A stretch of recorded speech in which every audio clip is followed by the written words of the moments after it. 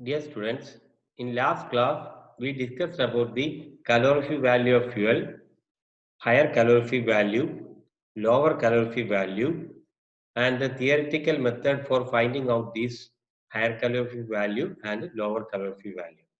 Okay. ഈ theoretical method എല്ലാം തന്നെ we will get by using this theoretical method we will get the approximate value of this higher calorific value and lower calorific value. നമുക്ക് ഇതിന്റെ exact value നമ്മൾ സാധാരണ experimental method വഴിയാണ് കണ്ടുപിടിക്കുന്നത്. Okay, അപ്പോൾ ഈ എക്സ്പെരിമെന്റൽ മെത്തേഡിൽ നമ്മൾ എന്താണ് ചെയ്യുന്നത് വെച്ചാൽ we are taking a known quantity of solid or liquid or gaseous fuel and which is allowed to burn inside a vessel, and the heat produced by the burning of the fuel will be absorbed by a non quantity of water. Okay, and then by എത്രത്തോളം ഈ water heat absorb ചെയ്തിട്ടുണ്ട് എന്നുള്ളത് നോക്കിയിട്ടും അതുപോലെ തന്നെ heat produced by the burning of the ഫ്യൂവലും നമുക്ക് കിട്ടും. അത് ഉപയോഗിച്ചിട്ടാണ് നമ്മൾ എന്ത് കണ്ടുപിടിക്കുന്നത്, the higher calorific value of the fuel നമ്മൾ കണ്ടുപിടിക്കുന്നത്. Here we are going to discuss about the two calorimeter.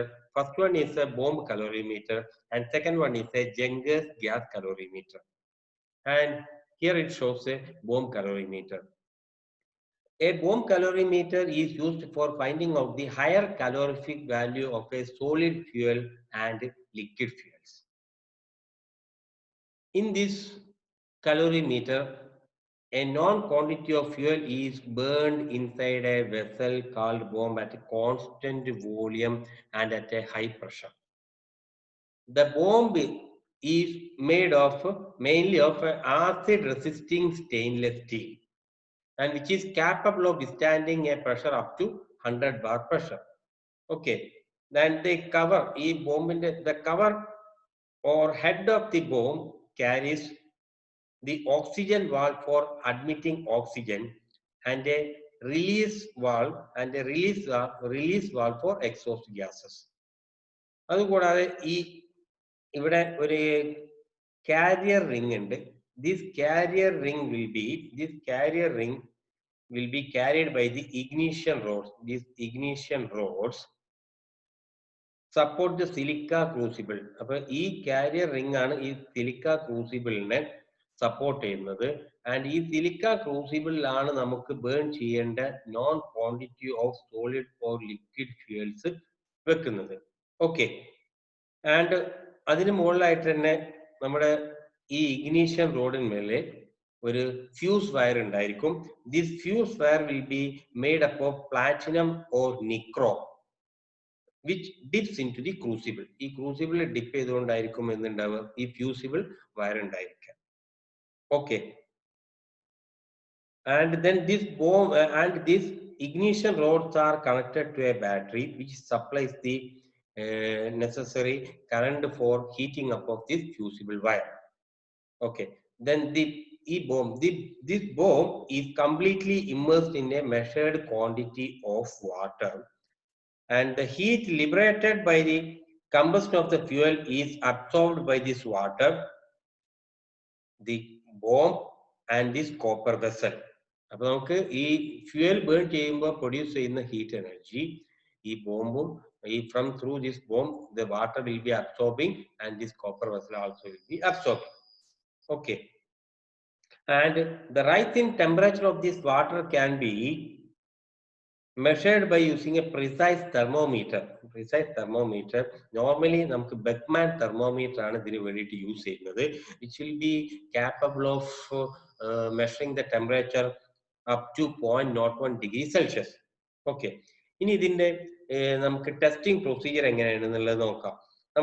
നമുക്ക് കെയർഫുള്ളി വെയ് ചെയ്തിട്ടുള്ള സാമ്പിൾ ഓഫ് ഫ്യൂവൽ, നമ്മൾ around 1 gram of fuel will be taken in a crucible, and then pure oxygen will be admitted through the oxygen valve till the pressure inside this bomb rises to around 30 atmosphere pressure. Then the bomb is completely, അത് നമുക്ക് പുറത്ത് വെച്ചിട്ടാണ് ഇത് ചെയ്യുന്നത്. ആദ്യം ക്രൂസിബിളിന്റെ ഉള്ളിലേക്ക് ആദ്യം നമ്മൾ ഫ്യൂവൽ സപ്ലൈ ചെയ്യുന്നതും അതുപോലെ തന്നെ ഈ ഓക്സിജൻ വാൾവ് വഴി എയർ സപ്ലൈ ചെയ്യുന്നതും. Okay. After that, the bomb is then completely submerged in a known quantity of water. Known quantity of water contained in a large copper vessel. ഈ copper വെസലിൽ ഒരു non quantity of water എടുത്ത് അതിലേക്ക് ഈ bomb inverse ചെയ്യുന്നു. Okay. Then when the bomb and its content have reached steady state temperature, അത് നമുക്ക് കുറച്ച് വെച്ച് കഴിഞ്ഞ ശേഷം steady state temperature എത്തുന്നവരെ നമ്മൾ വെയിറ്റ് ചെയ്യുക. അത് നമുക്ക് that can be noted by using this thermometer. After that, the fuse wire is heated up electrically. ഈ fuse wire നമ്മൾ പിന്നെ ബാറ്ററി വഴി യൂസ് ചെയ്തിട്ട് നമ്മൾ ഹീറ്റ് ചെയ്യുന്നു. Okay. അത് സമയം after during that time the fuel ignites and continues to burn till whole of its fuel will be burned. അപ്പോൾ ഈ ഫ്യൂസ് വയർ ഉപയോഗിച്ചിട്ട് നമുക്ക് ഇതിലുള്ള ഫ്യൂവലിനെ ബേൺ ചെയ്യുന്നു. And the heat released during this combustion is absorbed by the surrounding water and apparatus itself. Okay. And അത് നമുക്ക് ആ fuel എല്ലാം ബേൺ ചെയ്ത് കഴിഞ്ഞ ശേഷം തന്നെ നമുക്ക് ഇതിലുള്ള rising temperature of water will be noted. Okay. After that ഇതെല്ലാം കഴിഞ്ഞു, നമുക്ക് എക്സ്പെരിമെന്റൽ സെറ്റപ്പ് എല്ലാം കഴിഞ്ഞു. ആഫ്റ്റർ ദാറ്റ് നമുക്ക് പിന്നെ ഫ്യൂൽ ബേൺ ചെയ്ത് കഴിഞ്ഞ ശേഷമുള്ള വാട്ടറിന്റെ ടെമ്പറേച്ചർ നോട്ട് ചെയ്ത് കഴിഞ്ഞ ശേഷം we can calculate the calorific value of the fuel by using this equation. Suppose let mf equal to mass of fuel sample burned in the bomb in kilogram. നമുക്ക് fuel എത്ര gram or kilogram of fuel ആണോ എടുത്തിട്ടുള്ളത് ആ fuel suppose mf ആണെന്നുണ്ടെങ്കിൽ, and suppose HCV is the higher calorific value of the fuel in kilojoule per kilogram, and mw is equal to mass of water filled in the calorimeter. Calorimeter നമ്മൾ എടുത്തിട്ടുള്ള വാട്ടറിന്റെ mass. And me equal to water equivalent of apparatus. Apparatus in the water equivalent. And T1 equal to initial temperature of water and apparatus. And T2 is the final temperature of the water and apparatus. അങ്ങനെയാണെന്നുണ്ടെങ്കിൽ നമുക്കറിയാം the heat liberated by the fuel എന്ന് പറഞ്ഞു കഴിഞ്ഞാൽ mass of fuel into higher calorific value. Higher calorific value ആണ്. calorific value ആണ് എന്താണ്? 1 kilogram of fuel burn ചെയ്യുമ്പോൾ produce ചെയ്യുന്ന kilojoule of heat energy ആണ്. So if the calorific value will be multiplied by the mass of fuel, then we will get the heat liberated by the fuel, and this heat will be absorbed by the water, and the heat absorbed by the water and the apparatus equal to എന്താണ് mass of water plus mass of apparatus into specific heat of water into that rising temperature of water. That is നമുക്കറിയാം if m kilogram of any substance has a specific heat C, and if you are adding heat to that substance so that its temperature rises from T1 to T2, then the heat absorbed by the substance is equal to mc into delta T. According to that equation, we are getting like this. Okay, that is the heat absorbed by this water and apparatus equal to mw plus me into cw into T2 minus T1.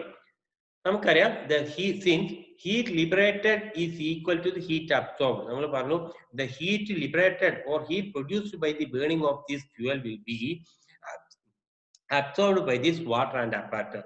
So this term mf into hcw will be equal to the heat liberated heat absorbed by this apparatus. So we, by using this relation mf into hcv, which is equal to mw plus me into cw into T2 minus T1. From this, we will get higher calorific value equal to by using this relation. ഇങ്ങനെയാണ് നമുക്ക് bomb calorimeter ഉപയോഗിച്ചിട്ട് നമുക്ക് higher calorific values നമുക്ക് കിട്ടുന്നത്. ഈ values എല്ലാം നമുക്ക് അറിയാവുന്നതായിരിക്കും. എന്നിട്ട് നമുക്ക് we can calculate the higher calorific value in കിലോജൂൾ per kilogram. This is the bomb calorimeter. Here it shows the bomb, and here is our copper vessel, and here is another vessel, and ഈ വെസലിലായിരിക്കും നമ്മൾ water fill ചെയ്യുന്നത്. And പിന്നെ ഈ ആ water fill ചെയ്തിട്ടുള്ള vessel another വെസലിലേക്ക് copper വെസലിലേക്ക് ഇറക്കി വെക്കുക ചെയ്യുക. In between this only there will be air will be there. And then ഇവിടെ നമുക്ക് there will be stirrer will be there. ഈ ബാറ്ററിക്ക് നമുക്ക് ഇഗ്നിഷൻ റോഡിന് കണക്ഷൻ കൊടുക്കുന്നതിന് പുറമെ ബാറ്ററി ഉപയോഗിച്ചിട്ട് നമ്മൾ ഇവിടെ സ്റ്റിറർ റോഡ് യൂസ് ചെയ്യുന്നുണ്ട്. അത് എന്തിനാന്ന് വെച്ച് കഴിഞ്ഞാൽ നമുക്ക് ഇവിടെ നമ്മൾ പറഞ്ഞു the heat produced by burning of the fuel will be first of all transferred to the walls of this bomb and then to the water which is present inside this vessel. അപ്പോൾ ആ വാട്ടറിലേക്ക് supply ചെയ്യുന്ന heat energy uniform ആയിട്ട് distribute ചെയ്യാൻ വേണ്ടിയിട്ടാണ് ഈ stirrer use ചെയ്യുന്നത്. Okay, അത് കഴിഞ്ഞ ശേഷം നമുക്ക് അത് ഈ ബോംബിന്റെ ഉള്ളിലുള്ള പിക്ചറാണ് ഇവിടെ കാണിച്ചിട്ടുള്ളത്. നമുക്ക് ഇവിടെ നമ്മുടെ ക്രൂസിബിൾ ഉണ്ടായിരിക്കും, നമുക്ക് ഇഗ്നീഷൻ റോഡ് വഴി നമുക്ക് ഇവിടെയുള്ള നമുക്ക് ഫ്യൂസ് വയർ ഉണ്ടായിരിക്കും, ഇഗ്നീഷൻ റോഡ് വഴി ഫ്യൂസ് വയറിലേക്ക് കണക്ഷൻ കൊടുത്തിട്ടുണ്ടായിരിക്കും. ഓക്കെ, അത് ഒരു ബോംബ് കലോറിമീറ്ററിന്റെ ഫിഗറാണ് ഇവിടെ കൊടുത്തിട്ടുള്ളത്. Now we can discuss about the Junkers gas calorimeter.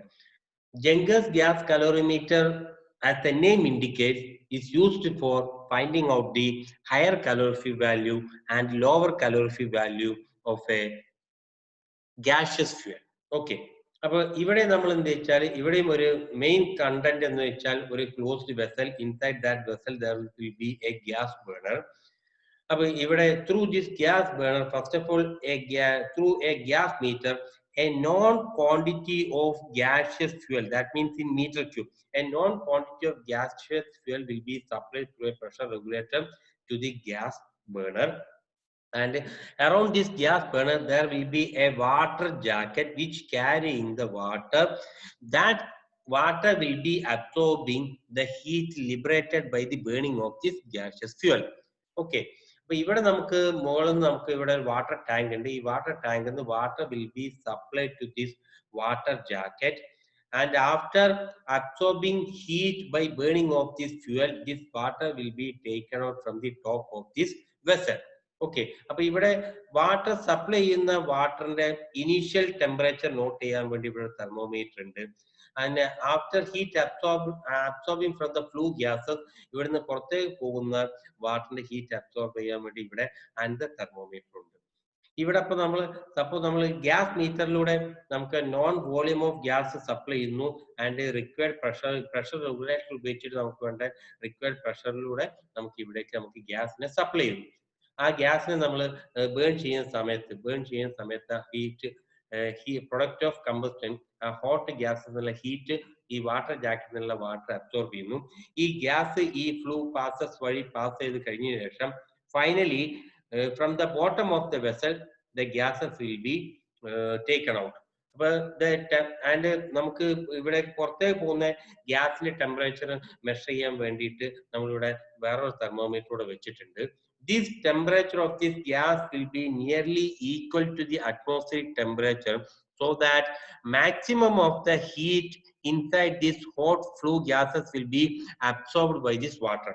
അപ്പോൾ മാക്സിമം ഈ ഫ്യൂവൽ ബേൺ ചെയ്ത് കഴിഞ്ഞ ശേഷം പ്രൊഡ്യൂസ് ചെയ്യുന്ന ഹീറ്റ് എനർജി മാക്സിമം ഈ വാട്ടർ അബ്സോർബ് ചെയ്തിട്ടുണ്ടെങ്കിൽ പിന്നെന്താ റിമൈനിങ് ഹോട്ട് ഗ്യാസസിന്റെ temperature will be nearly equal to atmospheric temperature ആയിട്ടുണ്ടായിരിക്കും. ഓക്കെ, അപ്പൊ നമുക്ക് ഇതിവിടെ നിന്ന് സപ്ലൈ ചെയ്ത് കഴിഞ്ഞ ശേഷം പോകുന്ന ഫൈനൽ ടെമ്പറേച്ചർ നമ്മൾ നോട്ട് ചെയ്യും. ഇത് മാക്സിമം നമുക്ക് അറ്റ്മോസ്ഫിയർ ടെമ്പറേച്ചർ വരെ എത്താൻ നോക്കണം, എങ്കിലേ നമുക്ക് ഗ്യാസ് എന്നുള്ള ഹോട്ട് ഫ്ലൂ ഗ്യാസസ് എന്നുള്ള ഹീറ്റ് മാക്സിമം അബ്സോർബ് ചെയ്തിട്ടുണ്ട് എന്ന് നമുക്ക് ഉറപ്പുവരുത്താൻ കഴിയുള്ളൂ. ഓക്കെ, ഇനി സപ്പോസ് ഫ്യൂവൽ ബേൺ ചെയ്യുന്ന സമയത്ത് പോലെ സ്റ്റീം പ്രൊഡ്യൂസ് ചെയ്തിട്ടുണ്ടെങ്കിൽ സ്റ്റീം എന്നുള്ള ഹീറ്റ് എനർജിയും നമുക്ക് ഈ വാട്ടർ ജാക്കറ്റിലൂടെ പാസ് ചെയ്യുന്ന വാട്ടർ അബ്സോർബ് ചെയ്യുന്നതോട് കൂടി ആ സ്റ്റീം കണ്ടൻസ് ചെയ്യും. ആൻഡ് കണ്ടൻസ് ചെയ്തിട്ടുള്ള സ്റ്റീമിനെ കളക്ട് ചെയ്യാൻ വേണ്ടി ഇവിടെ ഒരു കപ്പ് കൂടെ വെച്ചിട്ടുണ്ട്. അപ്പൊ നമുക്ക് ഈ സ്റ്റീം കണ്ടൻസ് ചെയ്യുകയാണെന്നുണ്ടെങ്കിൽ ആ സ്റ്റീം എന്നുള്ള ഹീറ്റും കൂടി അബ്സോർബ് ചെയ്യുകയാണെങ്കിൽ what we can conclude the calorific value obtained will be higher calorific value. നമ്മൾ അക്കോർഡിംഗ് ടു ദി calorific valueന്റെ ഡെഫിനേഷൻ നമ്മൾ പറഞ്ഞ സമയത്ത് ഹയർ calorific value എന്ന് പറഞ്ഞാൽ എന്താണ്, നമുക്ക് കെമിക്കൽ റിയാക്ഷൻ നടക്കുമ്പോൾ പ്രൊഡ്യൂസ് ചെയ്യുന്ന ഹീറ്റ് എനർജിക്ക് പുറമെ ഹോട്ട് ഫ്ലൂ ഗ്യാസസ് എന്നുള്ള ഹീറ്റ് എനർജിയും അതുപോലെ തന്നെ ഈ some steam is produced, then if the heat produced by the steam also can be obtained, then the total heat energy liberated will be equal to higher calorific value. അപ്പൊ ഇവിടെ നമുക്ക് കിട്ടുന്ന ഈ അപ്പാരറ്റസ് വഴി നമുക്ക് കിട്ടുന്നത് ഹയർ calorific value ആണ്. ഇനിയിപ്പോ ഇതിന്റെ പ്രൊസീജിയറും ജസ്റ്റ് ലൈക്ക് അവർ ബോംബ് കലോറിമീറ്റർ, ഇവിടെ നമ്മൾ എന്താ വെച്ചാൽ ഇവിടെ നമ്മൾ വോളിയം ഓഫ് ഗ്യാസ് ആണ് നമ്മൾ മെഷർ ചെയ്യുന്നത്. എത്ര വോളിയം ഓഫ് ഗ്യാസ് സപ്ലൈ ചെയ്തു എന്നുള്ളത് നോക്കും. ആൻഡ് നമുക്ക് ആ സപ്ലൈ ചെയ്യുന്ന സമയത്ത് then the heat produced by the burning of the fuel എന്ന് പറഞ്ഞാൽ volume of the gas into higher calorific value. That the heat generated by the burning of the fuel will be absorbed by this water. And suppose if MW is the mass of water and CW is the specific heat of water, and if T2 minus T1, suppose T1 is the initial temperature of water and T2 is the final temperature of water, then the heat absorbed by m kilogram of water having specific heat CW equal to m CW into T2 minus T1. And the heat produced by the burning of the fuel is equal to volume of the fuel into higher calorific value. Then these two can be equated. That is m into higher calorific, volume of fuel into higher calorific value is equal to mass of water into specific heat of water into rising temperature of water. From this equation, we can obtain the higher calorific value of gaseous fuel in kilojoule per meter cube. ഇവിടെ നമുക്ക് higher calorific value കിട്ടുന്നത് kilojoule per meter cube ആണ്. Okay. This is the picture of a Jenger's gas calorimeter. ഇവിടെ നമുക്ക് water supply ചെയ്യുന്നുണ്ട്. Water നേരെ ഇവിടെ bottom സൈഡിലേക്ക് പോകും. അങ്ങനെ water inside this calorimeter there will be a water jacket, and water jacket pass ചെയ്തിട്ട് hot water ഇവിടെ വഴി കളക്ട് ചെയ്തിട്ട് നമുക്ക് എടുക്കും. ഹോട്ട് വാട്ടറിന്റെ ടെമ്പറേച്ചർ മെഷർ ചെയ്യാൻ വേണ്ടി അണ്ടർ തെർമോമീറ്റർ ഇവിടെ വെച്ചിട്ടുണ്ട്. അത് കഴിഞ്ഞ ശേഷം ഗ്യാസ് ഇതിലൂടെ സപ്ലൈ ചെയ്യുന്നു. ബേൺ ചെയ്ത് കഴിഞ്ഞ ശേഷം ഹീറ്റ് ഒക്കെ എല്ലാ ഹീറ്റ് എനർജി എല്ലാം റിലീസ് ചെയ്ത് കഴിഞ്ഞ ശേഷം നമുക്ക് ബാക്കിയുള്ള റിമൈനിങ് ഗ്യാസസ് പ്രോഡക്റ്റ് ഇതിലൂടെ പാസ് ചെയ്യുന്നു. ആ റിമൈനിങ് ഗ്യാസസ് പ്രോഡക്റ്റ് പാസ് ചെയ്യുമ്പോൾ അതിന്റെ ടെമ്പറേച്ചർ കിട്ടാൻ വേണ്ടി ഇവിടെ തെർമോമീറ്ററും വെച്ചിട്ടുണ്ട്. This is a setup of a Jenger's gas calorimeter. So we discussed about Bohm calorimeter and Jenger's gas calorimeter. Next, we can go to the next topic, that is combustion of fuel. What is mean by combustion of fuel? A combustion of fuel means it is a chemical combination of oxygen in the atmospheric air and hydrocarbons. നമ്മൾ പറഞ്ഞു ഫ്യൂവലിനെ കുറിച്ച് ആദ്യം തന്നെ പറഞ്ഞപ്പോൾ ഞാൻ ഡെഫിനേഷനിൽ എന്താ പറഞ്ഞത്? Fuel means hydrocarbon fuel ആണ്. That means A fuel mainly consist of carbon and hydrogen. In addition to that carbon and hydrogen, there may be some precipitates of sulfur also. So അപ്പോൾ നമുക്ക് കാർബൺ, ഹൈഡ്രജൻ, സൾഫർ ഈ മൂന്ന് content ആണല്ലോ നമ്മൾ ഫ്യൂവലിൽ ഉണ്ടാവുക. അപ്പൊ നമുക്ക് ഈ ഫ്യൂവൽ ബേൺ ചെയ്യാന്ന് പറഞ്ഞാൽ ഇതിലുള്ള കാർബൺ കണ്ടന്റ് കാർബണിനോട് കൂടിയും ഹൈഡ്രജനോട് കൂടിയും സൾഫറിനോട് കൂടിയും നമുക്ക് അറ്റ്മോസ്ഫിയറിക് എയറിലുള്ള ഓക്സിജൻ കമ്പൈൻ ചെയ്യുന്നതിനാണ് നമ്മൾ എന്ത് പറയുന്നത്? കമ്പഷൻ ഓഫ് ഫ്യൂവൽ എന്ന് പറയുന്നത്. ഓക്കെ, അപ്പൊ ഇവിടെ നമുക്ക് ഈ കമ്പഷൻ ഓഫ് ഫ്യൂവൽ നമുക്ക് ക്വാളിറ്റേറ്റീവ് ആയിട്ടോ അല്ലെങ്കിൽ ക്വാണ്ടിറ്റേറ്റീവ് ആയിട്ടോ കെമിക്കൽ ഇക്വേഷൻ വഴി നമുക്ക് എക്സ്പ്രസ് ചെയ്യാൻ കഴിയും. ഓക്കെ, അതാണ് നമുക്ക് ഇനി നെക്സ്റ്റ് സ്ലൈഡിൽ നമ്മൾ എക്സ്പ്ലെയിൻ ചെയ്യുന്നത്. അപ്പൊ നമ്മൾ ഒരു കാര്യം മനസ്സിൽ വെക്കുക, നമുക്ക് ഫ്യൂവലിൽ എന്തൊക്കെയുണ്ട്? കാർബൺ ഉണ്ട്, ഹൈഡ്രജൻ ഉണ്ട്, സൾഫർ ഉണ്ട്. അപ്പൊ നമുക്ക് ഫ്യൂവൽ കമ്പസ്റ്റൻ ഓഫ് ഫ്യൂവൽ എന്നുള്ളതുകൊണ്ട് മീൻ ചെയ്യുന്നത് എന്താണ്? സപ്പോസ് നമുക്ക് 1 കിലോഗ്രാം ഫ്യൂവൽ ഉണ്ടെന്ന് വെച്ചോ.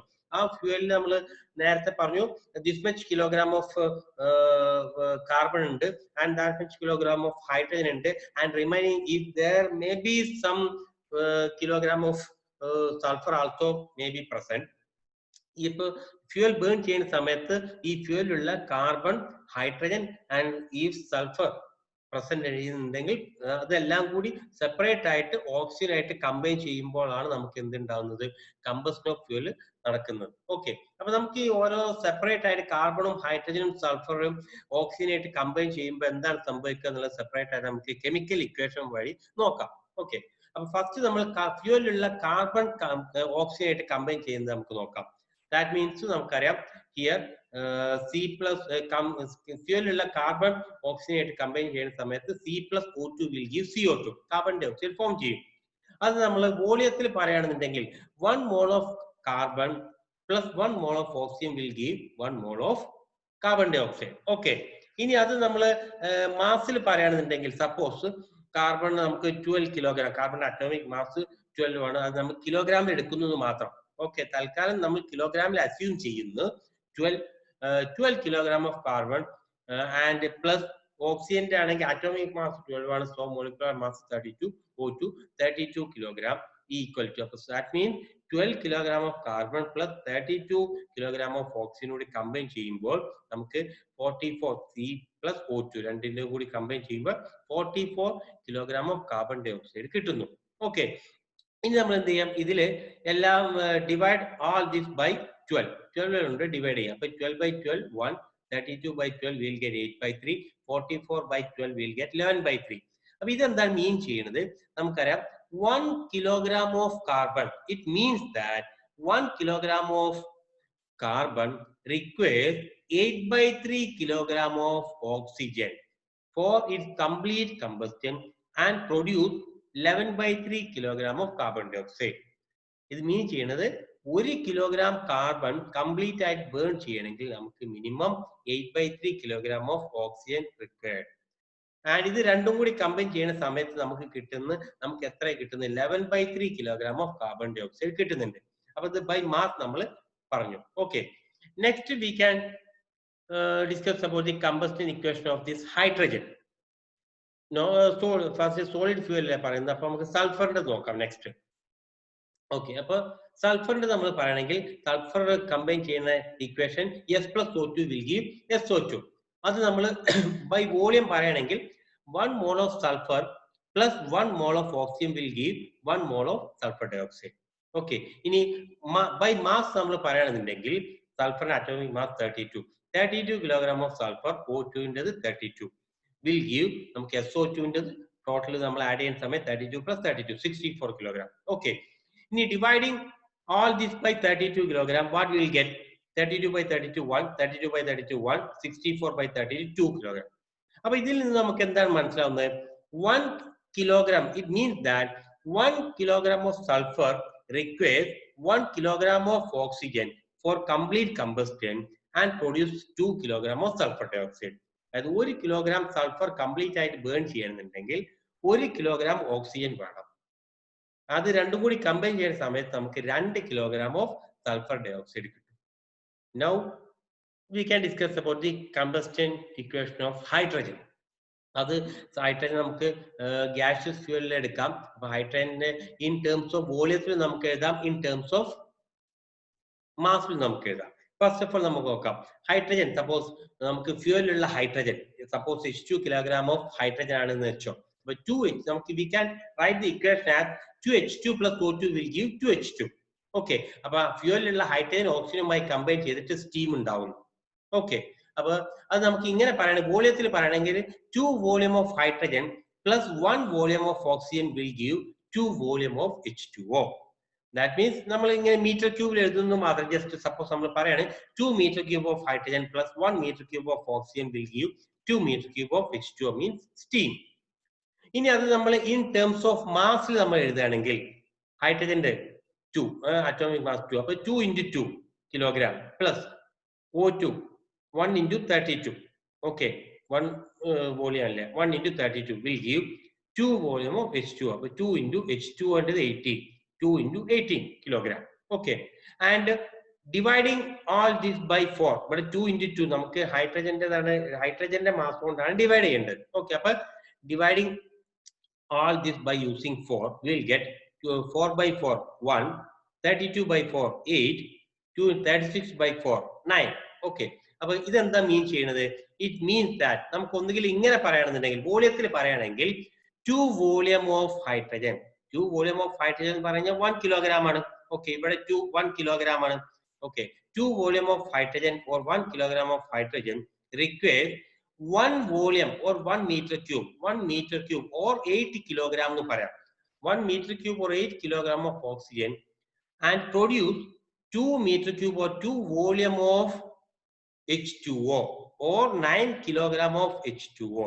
That means water or steam. അപ്പൊ 1 kilogram of hydrogen requires 8 kilogram of oxygen for its complete combustion, which produces 9 kilogram of H2O. ഇനി വോളിയത്തിൽ പറയുകയാണെങ്കിൽ 2 meter cube of hydrogen requires 1 meter cube of oxygen for its complete combustion, which will produce 2 meter cube of H2O or steam. Okay. അപ്പൊ ഇവിടെ നമുക്കപ്പോൾ ഇതിൽ ഒരു ഫ്യൂവൽസിലുള്ള കാർബണിന്റെ combustion നടക്കുന്ന സമയത്ത് എന്താണ് സംഭവിക്കുക എന്നുള്ളത് നമുക്ക് മനസ്സിലായി. സൾഫർ ബേൺ ചെയ്യുന്ന സമയത്ത് എന്താണ് സംഭവിക്കുക എന്ന് മനസ്സിലായി. ഹൈഡ്രജൻ ബേൺ ചെയ്യുന്ന സമയത്ത് എന്താണ് സംഭവിക്കുക എന്നുള്ളത് നമുക്ക് മനസ്സിലായി. Now we can discuss about, we'll have to find out the minimum mass of air required for complete combustion. Okay, അപ്പോൾ നമ്മൾ our aim is to find out the minimum mass of air required for the complete combustion. നമുക്കറിയാം, നമുക്ക് fuel burn ചെയ്യണമെന്നുണ്ടെങ്കിൽ എന്താണ്, oxygen വേണം. Oxygen വേണമെന്നുണ്ടെങ്കിൽ air supply ചെയ്യണം. Oxygen will be available in the air. Oxygen fresh oxygen ആയിട്ട് നമുക്ക് supply ചെയ്യാൻ പറ്റൂലല്ലോ, നമുക്ക് എയർ ആണ് സപ്ലൈ ചെയ്യുന്നത്. അപ്പൊ നമുക്ക് വേണ്ടത് ഒരു കിലോഗ്രാം ഓഫ് ഫ്യൂൽ ബേൺ ചെയ്യണമെന്നുണ്ടെങ്കിൽ എത്ര കിലോഗ്രാം ഓഫ് എയർ കൂടെ സപ്ലൈ ചെയ്യണം എങ്കിലേ നമുക്ക് ആ റിക്വയർഡ് ക്വാണ്ടിറ്റി ഓഫ് എയർ കിട്ടിക്കഴിഞ്ഞ് കഴിഞ്ഞാലേ നമുക്ക് ഫ്യൂവലിനെ കംപ്ലീറ്റ് ആയിട്ട് ബേൺ ചെയ്യിക്കാൻ പറ്റുള്ളൂ. ഓക്കെ, അപ്പൊ അതിനുള്ള ഇക്വേഷൻസിലേക്കാണ് നമ്മൾ വരുന്നത്. Suppose mass of the carbon equal to C kilogram ആണ്, mass of hydrogen in the fuel equal to H2 kilogram ആണ്, and mass of sulphur equal to S kilogram ആണെന്ന് വെച്ചോ. ആൻഡ് നമ്മളിപ്പോ according to this our equation 1 kilogram of carbon requires 8/3 kilogram of oxygen. 1 kilogram of carbon requires 8/3, so 8/3 kilogram of oxygen. And then 1 kilogram of sulfur requires 1 kilogram of oxygen, and 1 kilogram of hydrogen requires 8 kilogram of oxygen. Okay, this namukkariyannanu. 1 kilogram of hydrogen requires 8 kilogram of oxygen, and 1 kilogram of sulfur requires 1 kilogram of oxygen for their complete combustion. Okay, അത് പറഞ്ഞു.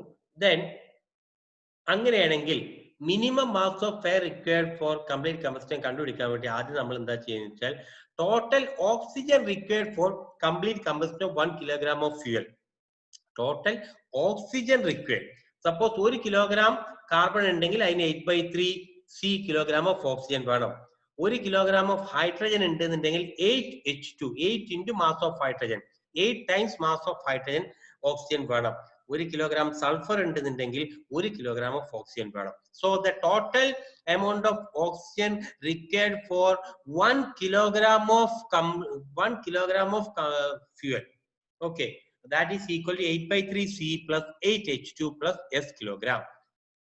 Okay, ഇനി suppose if some oxygen is already present in the fuel, suppose നമുക്ക് കുറച്ച് kilogram of oxygen, നമുക്ക് കുറച്ച് mass of oxygen fuel already ഉണ്ടെങ്കിൽ ആ mass of oxygen total mass of oxygen required നമുക്ക് മൈനസ് ചെയ്യുമല്ലോ, പിന്നെ ബാക്കിയുള്ളത് മതിയല്ലോ. കാരണം അതിൽ ആൾറെഡി കുറച്ച് ഓക്സിജൻ ഉണ്ടെങ്കിൽ ആ ഓക്സിജൻ ഇവിടെ കമ്പസ്റ്റിന് വേണ്ടിയിട്ട് യൂസ് ചെയ്യും, പിന്നെ ബാക്കിയുള്ള ഓക്സിജൻ നമുക്ക് ആവശ്യമുള്ളൂ.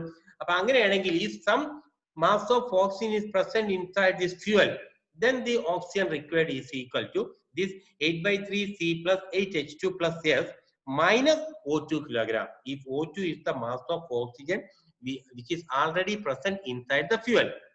ഇപ്പൊ നമുക്ക് mass of oxygen required four complete combustion of fuel കിട്ടി. പക്ഷെ ഈ മാസ് ഓഫ് ഓക്സിജൻ അല്ലല്ലോ നമുക്ക് സപ്ലൈ ചെയ്യേണ്ടത്, നമുക്ക് വേണ്ട എന്താണ്, minimum mass of air required for complete combustion. That can be found out by using this. Listen, here നമ്മൾ പറഞ്ഞു oxygen has to be obtained from atmospheric air, which mainly consists of nitrogen and oxygen, along with the negligible amount of carbon dioxide, argon, neon, krypton, etc. അപ്പോൾ നമുക്ക് ഈ എയറിൽ main ആയിട്ടുള്ളത് നമുക്ക് നൈട്രജനും ഓക്സിജനും ആണെന്നാണ് നമുക്ക് കൺസിഡർ ചെയ്യാം. പിന്നെ വളരെ ഒരു സ്മോൾ എമൗണ്ട് ഓഫ് കാർബൺ ഡൈ ഓക്സൈഡും ആർഗണും നിയോണും ക്രിപ്റ്റോണും that can be neglected. Okay, അപ്പൊ for all calculations the composition of air is taken as, നമ്മൾ ബൈ മാസ് എടുക്കുകയാണെന്നുണ്ടെങ്കിൽ we are assuming that air containing 77% of nitrogen and 23% of oxygen by mass ആയിട്ടാണ് എടുക്കുന്നുണ്ടെങ്കിൽ. ഇനി വോളിയം ഇൻ ടേംസ് ഓഫ് വോളിയത്തിൽ നമുക്ക് എടുക്കുകയാണെന്നുണ്ടെങ്കിൽ air containing 79% of nitrogen and 21% by volume of oxygen. So for obtaining 1 kilogram of oxygen, amount of air required equal to 100 by 23. അല്ലേ? നമുക്ക് 100 kilogram of air ഉണ്ടെങ്കിൽ അതിൽ 23 കിലോഗ്രാം ഓഫ് ഓക്സിജൻ ഉണ്ടാവും. മാസാണ് നമുക്ക് എടുക്കേണ്ടത്. മാസ് ഓഫ് ഓക്സിജൻ ആണ് നമുക്ക് എടുക്കേണ്ടത്. ഓക്കെ, അപ്പൊ 1 കിലോഗ്രാം ഓക്സിജൻ സപ്പോസ് നമുക്ക് അറ്റ്മോസ്ഫിയറിക് എയറിൽ 23% ഓഫ് ഓക്സിജൻ ഉണ്ട്. അപ്പൊ 100 കിലോഗ്രാം ഓഫ് എയർ ഉണ്ടെങ്കിൽ അതിൽ 23 കിലോഗ്രാം ഓഫ് ഓക്സിജൻ ഉണ്ടെങ്കിൽ നമുക്ക് എമൗണ്ട് ഓഫ് എയർ റിക്വയർഡ് എന്തായിരിക്കും? നമുക്ക് amount of air obtain from amount of നമുക്ക് ഓക്സിജൻ 1 കിലോഗ്രാം ഓഫ് ഓക്സിജൻ കിട്ടണമെന്നുണ്ടെങ്കിൽ നമ്മൾ പറഞ്ഞു 100 കിലോഗ്രാം ഓഫ് എയറിൽ 23 കിലോഗ്രാം ഓഫ് ഓക്സിജൻ ഉണ്ടെങ്കിൽ to get 1 kilogram of oxygen 100 by 23 kilogram of air വേണം. ഓക്കെ, അപ്പൊ ദാറ്റ് ഈസ് ഈക്വൽ 4.35 കിലോഗ്രാം. അപ്പൊ ഇതെന്താ മീൻ ചെയ്യണത്? 1 കിലോഗ്രാം ഓഫ് ഓക്സിജൻ നമുക്ക് വേണമെങ്കിൽ അവൈലബിൾ ആക്കണമെന്നുണ്ടെങ്കിൽ 4.35 കിലോഗ്രാം ഓഫ് എയർ നമുക്ക് സപ്ലൈ ചെയ്യണം. ഓക്കെ, അങ്ങനെയാണെങ്കിൽ therefore the theoretical or minimum air required for complete combustion of 1 kilogram of fuel, 1 kilogram of fuel complete ആയിട്ട് burn ചെയ്യണമെന്നുണ്ടെങ്കിൽ how much air is to be supplied, which is equal to 100 by 23. കാരണം അത് oxygen ആണല്ലോ നമുക്ക് supply ചെയ്യേണ്ടത്. അപ്പൊ ഈ ഓക്സിജന്റെ എത്രത്തോളം ഓക്സിജൻ വേണമെന്നുള്ളത് നമ്മൾ ഇവിടുത്തെ ഇക്വേഷൻ നമ്മളെടുത്ത് ഓൾറെഡി നമ്മൾ ഡിറൈവ് ചെയ്തിട്ടുണ്ട്. ദാറ്റ് മീൻസ് ഓക്സിജന്റെ എത്രയാണ്? 8/3C plus 8H2 plus S bracket minus if some amount of oxygen is already present inside that fuel, that should be deducted. So this equation oxygen, and to get this amount of oxygen we will have to supply 100 by 23 multiply ചെയ്തിട്ടുള്ള 100 by 23 multiply ഉള്ള that much amount of air is to be supplied, and this is the final equation for air necessary for complete combustion of this fuel. Okay, ഇപ്പൊ ഞാൻ പറഞ്ഞാൽ നിങ്ങൾക്ക് മനസ്സിലായിട്ടുണ്ടാവും. ഇത് നമുക്ക് complete ആയിട്ട് മനസ്സിലാകാൻ വേണ്ടിയിട്ട് നമുക്കൊരു പ്രോബ്ലം സോൾവ് ചെയ്ത് നോക്കാം. ഓക്കെ, അപ്പൊ ആ പ്രോബ്ലം ഞാൻ ഇവിടെ കൊടുത്തിട്ടുള്ളത്. ആ പ്രോബ്ലം ഞാൻ ക്വസ്റ്റ്യൻ വായിക്കാം. A fuel has the composition by mass.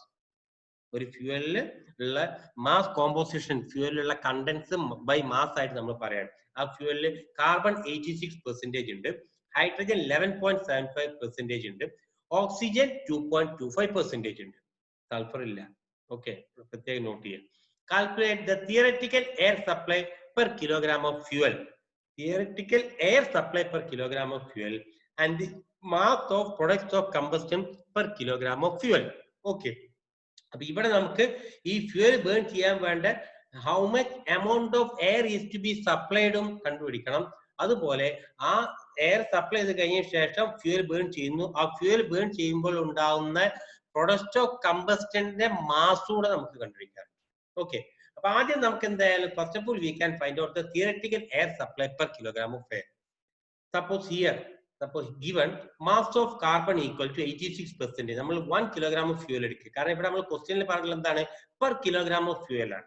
Okay, അപ്പൊ 1 കിലോഗ്രാം ഫ്യൂവൽ ബേൺ ചെയ്യാൻ നമ്മൾ സപ്ലൈ ചെയ്യേണ്ട എയർ ആണ് നമ്മോട് കണ്ടുപിടിക്കാൻ പാടില്ല. അപ്പൊ നമുക്ക് 1 കിലോഗ്രാം ഫ്യൂവലിൽ 86% ഉണ്ട് എന്ന് പറഞ്ഞു കഴിഞ്ഞാൽ, കാർബൺ 86% ഉണ്ട് എന്ന് പറഞ്ഞു കഴിഞ്ഞാൽ 0.86 കിലോഗ്രാം ആണ്. ഹൈഡ്രജൻ എത്ര? 11.75% ഉണ്ട് എന്ന് പറഞ്ഞാൽ 0.1175 കിലോഗ്രാം ഓഫ് ഹൈഡ്രജൻ ഉണ്ട് എന്നാണ് മീൻ ചെയ്യുന്നത്. ഓക്സിജൻ 2.25% ഉണ്ട് എന്ന് പറഞ്ഞു കഴിഞ്ഞാൽ 0.025 kilogram of oxygen is present inside the fuel. And we have the equation for air supply per kilogram of fuel is equal to 100 by 23 into 8/3C plus 8H2 plus S minus O2. Okay, and substitute this value of carbon, mass of hydrogen, and mass of sulfur, and mass of oxygen inside this equation. Okay, then the equation will become 100 by 23 into 8/3 into mass of carbon 0.86 plus 8 into mass of hydrogen 0.1175 plus sulfur, fuel sulfur illa അതുകൊണ്ട് അത് 0 ആക്കി എടുക്കുക, minus mass of oxygen 0.025, and നമ്മൾ ഇത് solve ചെയ്ത് കഴിഞ്ഞാൽ we will get the mass of air required is equal to 13.96 kilogram. അപ്പൊ നമുക്ക് ഇവിടെ പറയുന്നത് ഈ കണ്ടീഷനിലുള്ള ഫ്യൂവല് 1 കിലോഗ്രാം ഫ്യൂവൽ ബേൺ ചെയ്യണമെന്നുണ്ടെങ്കിൽ 13.96 കിലോഗ്രാം ഓഫ് എയർ സപ്ലൈ ചെയ്യണം. ഇനി ഇത്രയും എയർ സപ്ലൈ ചെയ്തിട്ടുണ്ടെങ്കിൽ അതിലുള്ള ഓക്സിജനായിട്ട് കമ്പൈൻ ചെയ്തിട്ട് ഫ്യൂവൽ ബേൺ ചെയ്യുന്നു. അങ്ങനെ ഫ്യൂവൽ ബേൺ ചെയ്യുന്ന സമയത്ത് നമ്മൾ പറഞ്ഞു കാർബൺ ബേൺ ചെയ്യുന്ന സമയത്ത് കാർബൺ ഡൈ ഓക്സൈഡ് ഉണ്ടാവും, ഹൈഡ്രജൻ ബേൺ സമയത്ത് നമുക്ക് സ്റ്റീം ഉണ്ടാവും. ഓക്കെ, അപ്പൊ ഈ ഹൈഡ്രജൻ ഇവിടെ കാർബണും ഹൈഡ്രജനും മാത്രമേ പറഞ്ഞിട്ടുള്ളൂ, ഫ്യൂവലിൽ പിന്നെ സൾഫർ ഇല്ലാത്തതുകൊണ്ട് നമുക്ക് ആ സൾഫർ ഡൈ ഓക്സൈഡിന്റെ കാര്യം വേണ്ട. അപ്പൊ കാർബണും ഹൈഡ്രജനും ബേൺ ചെയ്യുന്നുണ്ട്. അപ്പൊ അത് ബേൺ ചെയ്യുന്ന സമയത്ത് പ്രൊഡ്യൂസ് ചെയ്യുന്ന CO2 പ്രൊഡ്യൂസ് ചെയ്യുന്നുണ്ട്, H2O പ്രൊഡ്യൂസ് ചെയ്യുന്നുണ്ട്. ഈ CO2ന്റെയും H2ന്റെയും total mass of combustible product ആണ് നമ്മളോട് ചോദിച്ചിട്ടുള്ളത്, സെക്കൻഡ് ക്വസ്റ്റ്യൻ ആയി ചോദിച്ചിട്ടുള്ളത്. അപ്പൊ അതിന്റെ സെക്കൻഡ് പാർട്ട് നോക്കാം. നമുക്ക് mass of products of combustion എങ്ങനെയാണ് കാൽക്കുലേറ്റ് ചെയ്യുന്നത് നോക്കാം. നമുക്കറിയാം the chemical equations of carbon and hydrogen are. ആദ്യം കാർബണിന്റെ നമ്മൾ എഴുതാം, നമ്മൾ നേരത്തെ ചെയ്തത് തന്നെയാണ്. C+O2 will give CO2, or നമ്മൾ ഫൈനൽ എന്ത് ചെയ്ത് 1 കിലോഗ്രാം പ്ലസ് 8/3 ഈക്വൽ 11/3. അതുപോലെ തന്നെ H2O നമ്മൾ 2H2 plus O2 will give 2H2O, that is 1 kilogram plus 1 kilogram of hydrogen requires 8 kilogram of oxygen, which will produce 9 kilogram of H2O. അപ്പൊ ഇതിൽ എന്താ മീൻ ചെയ്യണേ, 1 kilogram of carbon produces 11/3 kilogram of CO2 and 1 kilogram of hydrogen produces 9 kilogram of H2O. So the total mass of products of combustion equal to എന്താണ് 11/3 into C.